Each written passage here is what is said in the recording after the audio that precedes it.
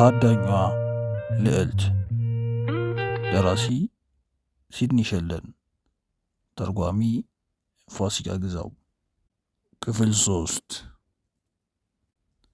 ፓርከር ሴንተር ሎስ አንጀለስ ከ1950ዎቹ ጀምሮ በአሜሪካ ሀገር ሶስተኛው ትልቁ ህግ አስፈጻሚ ነው።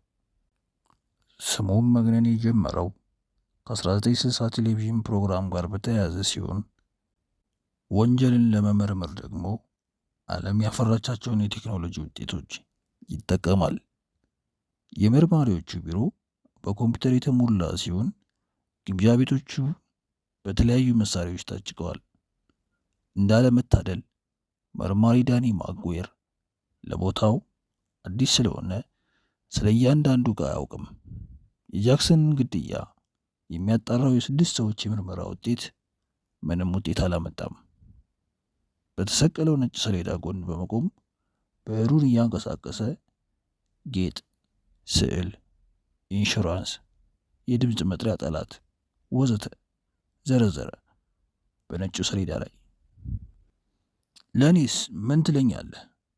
መርማሪ ሄንግ ተናገረ። ለመጀመሪያ ጊዜ ቀጠለና 5 የጌጣጌጥ ሱቆች በኮሪያ ከተማ አነጋግሬያለሁ። ሁሉም ተመሳሳይ ነገር ነው ያሉት። የጃክ ወርቆችና የከበሩ ድንጋዮች ተሰባብረው ተሽጠዋል አለ። ጃክ ቤት ገብቶ የድምፅ መሳሪያውን ያበላሸው ቤቱን የሚያውቅ ሰው ነው። አንዱን ሲገድል ሌላዋን ደፍሯል። አንጀላን በማስፈራራትም እንደማታውቀውና አይታውም እንዳላወቀች አሳምኗታል። ጭንብል ቢለብስም በድምፁና በእንቅስቃሴው ልትለየው አልቻለችም። ሆኖም ቅድምም እንዳለው መርማሪ ዳኒ ሰውየው ስለ ቤቱ እውቀት እንዳለው አልተጠራጠረም። ምስሎቹ በጣም ውድ ናቸው። ቤት ውስጥ የተሰቀሉት አለ ሂንግ መርማሪው። ጃክ ደላላ እንደሆነ አትርሳ። ሆኖም ጊዜያዊ ናቸው፣ ገዢ ሲገኝ የሚሸጡ። ይገርማል። እንዴት አስተዋልከው? አለ መርማሪ ሂንግ። ሁሉም ሳቁ። ሂንግም ሳንቁን ለመቋረጥ በሚመስል ንግግሩ ቀጠለ። ገዳይ ስለ ጥበብ ቢያውቅማ ኑሮ በሌሎች መኝታ ቤቶች ያሉትን ይዘርፍ ነበር። አንድ የሆነ ሰው ወዲያው ምናልባት ከባድ ስለሆነ ይሆናል ያልያዘው አለ። ያንን ለማለት እርግጠኞች ነን? ዳኒ ጠየቀ። አዎ ጌታዬ ሲል መለሰ ሂንግ። እዛም የላቦራቶሪ ባልደረባችን እንደነገረኝ ቤት ውስጥ የቤተሰብና የሰራተኞች አሻራ እዚህም እዚያም ሲገኝ የዚህ አረመኔ ግን አንዲት ቦታ ላይ ብቻ ነው የታየው የተገኘው። ስዕሎቹ ደግሞ አንድ ሰው ሊይዛቸው የሚችሉ ቀላሎች ሲሆኑ በድምሩ ወደ 3 ሚሊዮን ያወጣሉ። እሱ የመረጠው አንዱን ብቻ ነው። ዋጋ የሌለው ነበር አለና ዳኒ ጠየቀ። ሁሉም እርስ በርስ የተያያዙ ናቸው።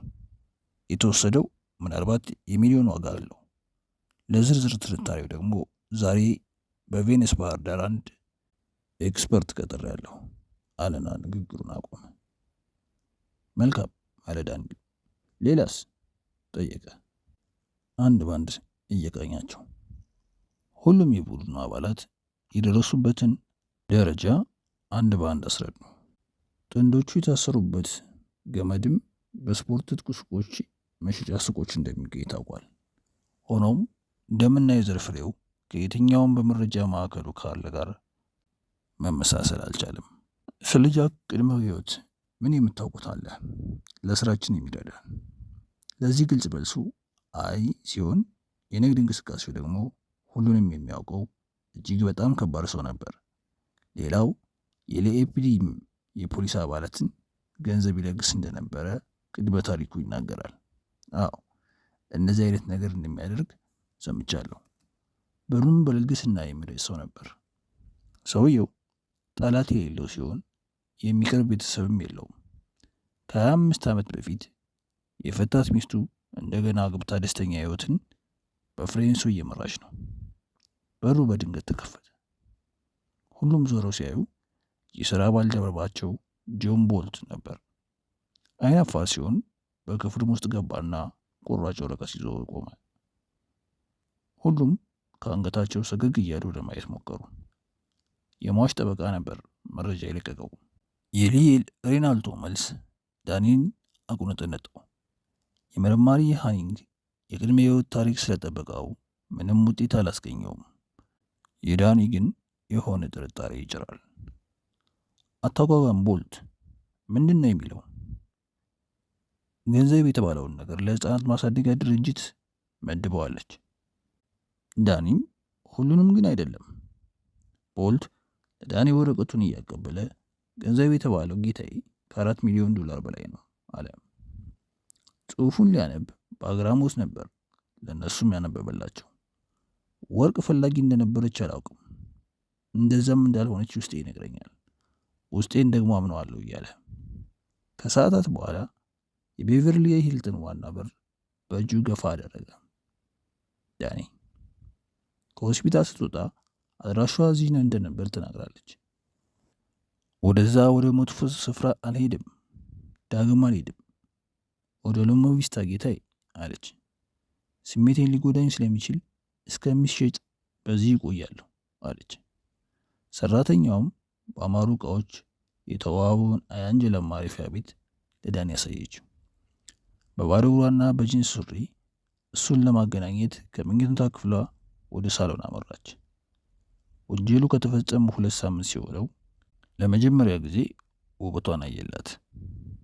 ያስደምማል። አይኗ፣ ጥርሷ።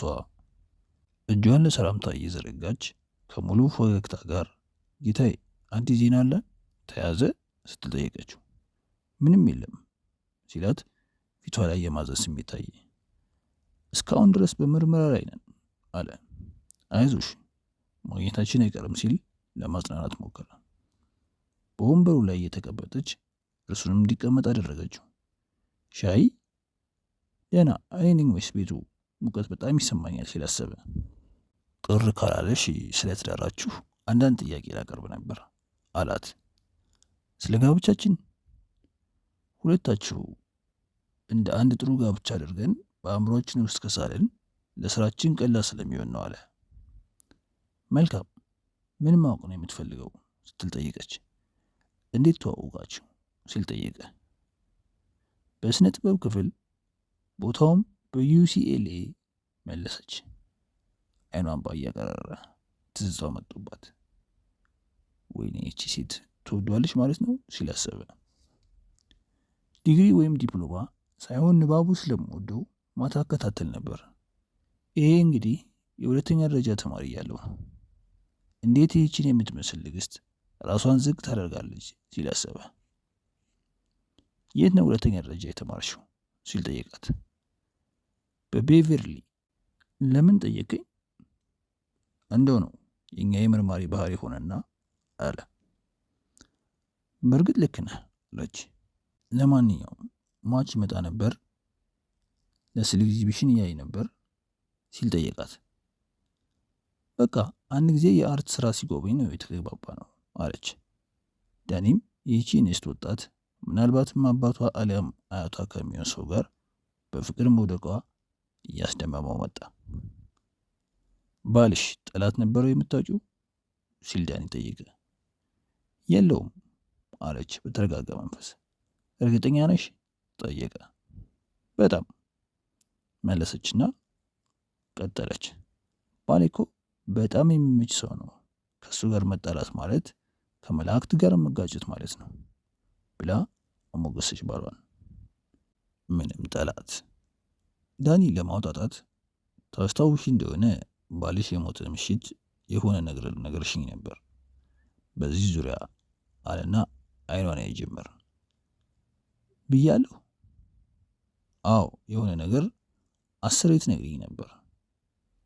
ትኩር ብላ አየችው። ህይወት የለኝም ይህንን ነበር የምትይው። ለምን እንደዚህ አልሽ? ታውቂያለሽ? በእርግጥ አላቅም፣ ግን አንድሪውን ሳገባ ነው ህይወቴ ሙሉ የሆነው አለች። ለዛም ይመስለኛል እሱ ሲሞት ህይወቴ አበቃ ለማለት ያን ያልኩት። አበቃ? ደስታ፣ ሰላም በእርሱ በኩል ያገኘሁት ያጣሁት ግን አላስታውስም ጌታዬ። ከሱና ከፈሰሰው ደም ውጭ ሌላውን ዘንግቻለሁ አለች ይህች ቆንጆ። ሕይወቴን አድናት ነው ያልሽው? ከምን? ዳኒ አስከትሎ ጠየቀ። ከመጥፎ ሁኔታዎች ስትል መለሰች። ጫን ቢላት ብዙ ነገር እንደምትነግረው አሰበ። ሆኖም ለመጫንና በተረጋጋች ጊዜ ለመስማት አሃ አንቺስ ወይዘሮ ጄክሰን አለ ሀሳቡን ለማስቀየር። እኔ አለች ድንግርግር ብላ። አዎ የአንቺ ጠላት አለ ማለቴ በተለያየ ጊዜ የተጋጨሽው አላት። አንጀላ ጄክስ ለማሰብ ሞከረችና ታውቃለህ በእኔና በእርሱ መካከል የ50 ዓመት ልዩነት አለ። ሰዎች ደግሞ በዚህ በጣም ደስተኛ አይደሉም። ብዙዎች ለብሩ እንደሆነ የቀረብኩት ያስባሉ። አንተም እንደነሱ ታስባለህ ብዬ አምናለሁ አለች ዋኮረዳ። ዳኒ ግን አይደለም ፈጽሞ አላስብም አለ፣ ውሸቱ እንዳይታወቅ ከፊቱ እየሸሸ። በጣም የሚገርምህ ከሀብቱ እንዲያገለኝ ተማጽኜ ነበር፣ እርሱ ግን መልሱ አሻፈረኝ ነበር አለች። ለዛ ነው ገንዘቡ ሁሉ ለእርዳታ ድርጅት የሰጠሽው? ሰዎችን ለማሳፈር? ያን ሳላስበው ሊሆን ይችላል አለች። ሳይሞት እንደምትሰጭ ያውቅ ነበር? አያውቅም። እሱ እንደውም ገንዘቡን እንድጠቀምበት ነበር ፍላጎቱ። እኔ ደግሞ እንዳይከፋብኝ በሕይወት እያለ ስለመስጠት ሳላነሳ ቆየሁ አለች ውዋ ሴት። ሳያውቀው ቅንድቡን ከፍ ዝቅ አደረገ። በዚህስ ገንዘብ ዘላቂ ደስታ ታገኛለች ብለህ ታስባለህ? ፈጽሞ አለች የገንዘብ ሱስ እንደሌላት በሚያሳይ መልኩ። የመጣውንም ባለመቆጣጠር እየታገለች ወዲያው ጠጋ አለና ማጽናናት ጀመረ። ሳያውቀው መቀራረባቸው ጠነከረ። ምንድን ነው አለች የሰማውን ባልሰማ። ዳኒ ዘሎ ተነሳ። የጠበቃውን ድምፅ ሲሰማ ንግግራቸው እንዳይቆራፈል ሁሉ እየተራገመ በውስጡ ምን ታደርጋለህ እንደገባ ጠየቀ ጠበቃው ሌይል። ወዲያውኑ ፊቱ ተቀያይሮ ገመምተኛ መሰለ። የለበሰው ሙሉ ልብስ ባይሆን ኑሮ ሰው ሳይሆን እርኩስ መንፈስ ይመስል ነበር። ዳኒ አገኘዋለሁ ብሎ አላስበም ነበር። የፖሊስ ምርመራ እየተደረገ ነው። ከዚህ ቀደም እንደምታደርገው ስራዬ ላይ ጋሬጣ እየሆንክ ነው። ለመሆኑ እዚህ ምን ታደርጋለህ ሲል ጠየቀ። በጥንቃቄ መለሰ። ያ ቀላል ነው፣ የኔ ኑሮ እዚህ ነው። አንጀላ አልነገረችም አለ። ዳኒ ወደ እሷ ዞር ብሎ ለምን ስለ እሱ አልተናገርሽም አላት። አልጠየቀኝምና። ይህ ደግሞ በጣም ጥሩ ሰው ነው ሲሆን በጣም ረድቶኛል ብላ ተናገረች። ምንም አይነት የመብት መጣስ ብታሳይ እንዴት እንደማስወጣህ አሳያለሁ አለ። ምንም መጥፎ ነገር አላገኘሁበትም ስትል መለሰች ለጠበቃው። ዳኒም ሬናልቶን በመናቅ ንግግሩን ቀጠለ። መጀመሪያ በትምህርት ቤቱ እንደተገናኛችሁ ገልጸሻል አላት። አዎ አለች። ስምሽ ማን ነበር ትነግሪኛለሽ? ያኔ አንጀላ ዞር ብላ ከተመለከተችው በኋላ ጠበቃውን ስሜ አልገባኝም ጥያቄ አለች። ከማግባትሽ በፊት የምትጠሪበት ስም ማለቴ ነው። አንዴና ለመጨረሻ ጊዜ በዚያ ቸኮሌት አይኗ አየት ታደርገው ራይማን እባላለሁ ራይማን አለች። የመሸጫ ሱቁ ከቁሶች ከሚወጣ ትንፋግና ጠረን ተጨናንቋል። የቻይናዎች ዘመን ብዙ ጌቶች አብላጫ ሲኖራቸው መርማሪ ሃንኪንግ ጋዜጦች በዚህ ዙሪያ ለምን ዘገባ እንዳላወጡ ተገረመ።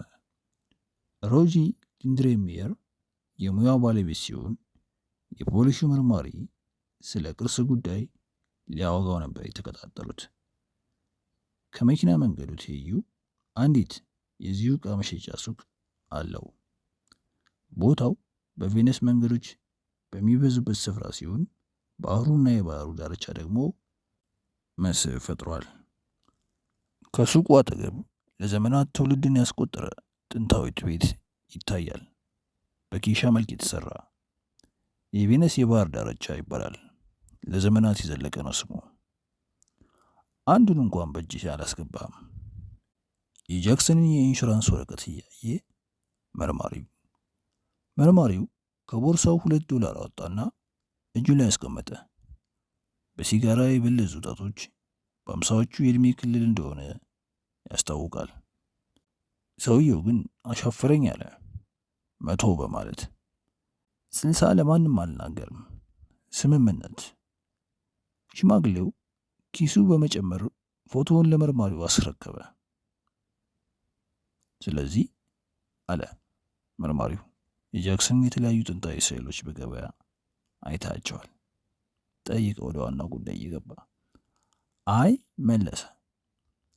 ይህንም ብቻ ነው የምትነግረኝ? ጠየቀኝ፣ መለስኩ። አላየውም። የመርማሪው ፊት ወዲያውኑ ጠቆረ። የዛኔ ሽማግሌው ውስጥ ፍርሃት ተጫረ። እሺ መርማሪ፣ ላስረዳ። በዚያ አካባቢ እንደዚህ አይነት እቃዎች መጀመሪያ እኔ ጋር መድረሳቸው አይቀርም። ቢመጡ ኑሮ አገኛቸው ነበር። ስለዚህ ባህር ተሻግሯል፣ አሊያም የወሰደው ሰው ሸሽጎታል። ያ ነው ያለው እውነታ ጌታዬ፣ አለ ነጋዴው። ገዳይ ውድ ዕቃዎችን ዘራፊ፣ አስገድዶ ደፋሪ፣ ምናልባት አንተን ሳይጨምር ተቀባይ ይኖረዋል፣ አለ መርማሪው። እንደዚህ አይነት ዕቃዎችን የሚደልሰው ታውቃለህ? ሲል ጠየቀ በመቀጠል። የራሱን የኪስ ቦርሳ አየት አድርጎ ምናልባት አለ። ውሎው ውድ እንደሚሆን አሰበ መርማሪው። ግን ይህንን ሰው መያዝ አለበት። ውለታ ትሰራልኝ እንዴ? በማለት መርማሪ ዳኒ እንግዳ ተቀባይዋን አየት ታደረገና ፈገግ አለ። አንዴ ስላየው ከዚህ በኋላ ለማድረግ ይከብደኛል። የዛሬው ዘበኛ ጥቁር ወፈር ያለ ሲሆን ምንም ፊቱ የማይፈታ ሰው ነው ከሴቶች በስተቀር። አንጀላ ራይማን የሚል ነገር አላገኘንም። ፊደሉ በመቀያየር ካጣራች በኋላ በልደት ቀን፣ በጋብቻ፣ በሁሉም ሆኖም ተፈላጊዋ ልትገኝ አልቻለችም። የዳኒ አእምሮ ተወጠረ። በጭንቀት አንድ በአንድ ለማጣራት ሞከረ። ምክንያታዊ መሆን። ምናልባት ከዚህ ሀገር ውጭ ሊሆን ይችላል የተወለደችው፣ አይታወቅም። ሟችና አንጀላ የተጋቡት በካሪቢያ ወይም በፓሪስ ሊሆን ይችላል። ለዚያም ነው የጋብቻ ወረቀታቸው በቬትራን የውል ማህደር ክፍል ያልተገኘው ሲላሰበ፣ ያ ምንም አይደለም በማለት ወደ ተማረችበት ትምህርት ቤት አመራ። ወደ ቤቨርሊ ሁለተኛ ደረጃ ትምህርት ቤት። ስለ ቀድሞ ተማሪዎች መረጃ ፈልጌ ነበር ከ8 እስከ 9 ዓመት በፊት ብሎ የፖሊስ መታወቂያውን አውጥቶ አሳየ ለአንድ ሰውዬ። መልካም፣ በዚህ ስፍራ ለ10 ዓመት ሰርቻለሁ። ይህ ስም ግን በአእምሮዬ የለም አለና የፋይል ማስቀመጫውን አውጥቶ በስሟ መጀመሪያ ማገላበጥ ጀመረ። ቀጠለና ፎቶ አይኖራል ሲል ጠየቀ የማህደር ክፍል ኃላፊ። ዳኒም ወደ ቦርሳው እጁን ሰንዝሮ ባልደረቦቹ ያነሷትን ፎቶዎች ለሰውየው ሰጠው። ገጿን ሰውየው በአንክሮ አየ። ለማስታወስ በሚሞክር ሁኔታ ቀጠል አደረገና አሁን ማሰብ ጀመርኩ። ይህች ሴት በእርግጠኝነት ከዚህ ያልነበረችም አለ ፈርጥም አድርጎ ንግግሩን። እየጎዳኝ ነው። ኖዋል ሬናልቶ የአንጀላን አንገት አንቆ ጥፍሮቹ ደግሞ ገላዋ ላይ አርፈው ነበር። መጫኑ የመዋጠጥ ስሜት እስኪሰማ ድረስ። ይቅርታ አንጀላ፣ ቁና ቁና እየተነፈሰ ንግግሩን ቀጠለ። ከዚህ ስፍራ መሸሽ አለብን። ዛሬውኑ፣ አሁኑ ተመልሶ አውሬው ሳይመጣ ሲል ተናገረ። አንጀላ ለቅሷን ቀጠለች። ማን? እኔ ምን አጠፋው? አለች ከለቅሶ ጋር። በእርግጥ ምንም አልፈጸምሽም፣ ግን ያንን ዳኒ አይረዳም። አንጀላ እንደመጠራጠር አለችና እርግጠኛ ነህ አይረዳንም? አለች። ሳያዩት ግን እኮ መልካም ሰው ነው የሚመስለው አለች በመገረም ስሜት። እርግጠኛ ነኝ ሌል ተናገረ።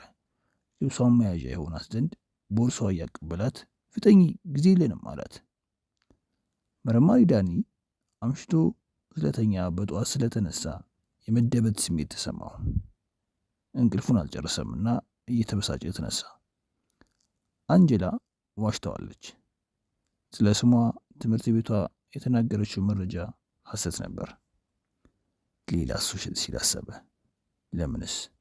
ደፋሪዋንና የባሏን ገዳይ ለመያዝ የሚሞክርን ሰው ለምን ዋሸች? ሊረዳት የሚጥርን ሰው አንድ የምታፍርበት ቅድመ ታሪክ አለ ሲል አሰበ። የመጣለት ያ ብቻ ነበር። ምናልባት ሴተኛ አዳሪ ስትሆን አንድሪውስን ከዛ ስላወጣት ይሆን? ብዙ ጊዜ እንደሚሰማው ብዙ ሴቶች ዝናን ፈልገው ወደ ሆሊውድ ይመጣሉ። አይሳካም። ህይወታቸው ወደ ሌላ መስመር ይጓዛል፣ ወደ ሴተኛ አዳሪነት። ሆኖም መቼም ቢሆን ስለ እሷ ሲያስብ መጥፎነቷ ለገንዘብ ሟችነቷ ፈጽሞ አይታየውም። ግን ውስጡ ስለ እሷ ምን ይላል? ያ ነው ችግሩ። ምንም። ትላንት ከትምህርት ቤት ሲወጣ ለ4 ሰዓት ያህል መኪናውን በመንዳት ወደ ሊል መኖሪያ ነበር የከነፈው ስለ እሷ መረጃ ለማግኘት። ድብቅ ሚስጥር ቢኖራት በግልጽ ነግረው ነበር። ከብዙ ቆይታም በኋላ መግባባታቸው ስለጨመረ ምንም እንደማልደብቀው አመነ። ስለሆነም መልሶ ወደ ቢሮ በመንዳት ሌሎቹ የቡድኑ አባላት ለማግኘት ወሰነ። አባላቱ ምንም የረባ ፍንጭ አላገኙም። የተገኘው እዚህ ግባ የሚባል አልነበረም። የቬኑሱ የስነ ጥበብ ባለሙያ በቢሮ ከቡድኑ ጋር ሲቀመጥ ስለ እቃዎቹ ሰፋ ያለ ትንታኔ ሰጠ። ዘመናዊ የኮምፒውተር ፕሮግራምም ስለ ተለያዩ የደፈራ ወንጀሎች ሲያነሳ የዘረፋ ወንጀሉና ደፈራው ከዛሬ 5 ዓመት በፊት ከተፈጸሙት ጋር አይገናኝም። በቃ ድፍን ያለ ነገር ሆነባቸው ለመርማሪዎቹ። ቡና ለማፍላት ወደ ማሽኑ እየተጠጋ ዳኒ አእምሮ ውስጥ አንድ ነገር ብልጭ አለ። ያቺ የውበት እመቤት እስካሁን ተኝታ ይሆን ሲል ጠበቃውን በአእምሮ መጣ። እዛው እንግዳ መቀበያ ውስጥ ሆን ሲል አሰበ። እንደ መርማሪ ሚዛን አደፋም። እኔና አንጀላ ፍቅረኛሞች አይደለንም ያለው የሌል ንግግር አቃጨለበት። ዳኒም ይህ ቃል እውነት ይሆን ሲል ተመኘ። ሰዓቱን ሲመለከት 11 ሰዓት ከ20። አሁን ካበረርኩ ተኝተው አገኛቸዋለሁ። አብሮ ይተኙ ወይ አይተኙ አጣራለሁ አለ ለራሱ። ከመታጠቢያ ቤቱ ዘሎ በመውጣት ልክ 12 ሰዓት ላይ ያቺው ትከፍትለት የነበረችው ሰራተኛ አሁንም የዋናውን በር ለመክፈት መጣች። ምስኪን ስንት ሰዓት ትሰራ ይሆን ሲል አሰበ። ወይዘሮ ጃክሰን ነበር። የሉም አውቃለሁ፣ አቶ ሪናልቶ ኃላፊሽ የሉም በይ እንዳለሽ፣ ግን ይሄ የወንጀል ምርመራ ስለሆነ ብትተባበሪ አይከፋም፣ አለበለዚያ እነሱንም ቢተኙ እንኳን ቀስቅሼ ብሎ አፋጠጠባት። አይደለም ጌታዬ፣ ትላንት ምሽት ላይ ነው የሄዱት፣ ካላመኑ ማየት ይችላሉ አለች። አመናትና የት ሄደች ሲል ጠየቀ። እኔ እንጃ፣ ሻንጣ ይዘዋል። አቶ ሪናልቶ ናቸው በመኪና ይዘዋቸው የሄዱት። ምናልባት አየር ማረፊያ አለች ሰራተኛዋ። ትላንት ቀጥታ መጥቶ መያዝ እንደነበረበት በማሰብ ተጸጸተ። ጠበቃው አብሯት ሄዷል ብሎ ጠየቀ። እሷም በመገረም አየት ታደርገው እሳቸው አሉ አለች። የተኛበትን ቤት በዓይኗ ቀኘት ታደርጋ ገፍቷት በመግባት ቀጥታ ወደ ሌል መኝታ ቤት አመራ። ከዛም በሩን በርግዶ የታለች አንተ የማትረባ አለው። ቀጠለና የፈጸምከው ወንጀል ገሃድ አድርጌ ከመስራት አሳግድሃለሁ ብሎ አንባረቀበት። ወፍራሙን ብርድ ልብስ ሲገፍ ያልጠበቀው ነገር ነበር ያጋጠመው። መሆን የሌለበት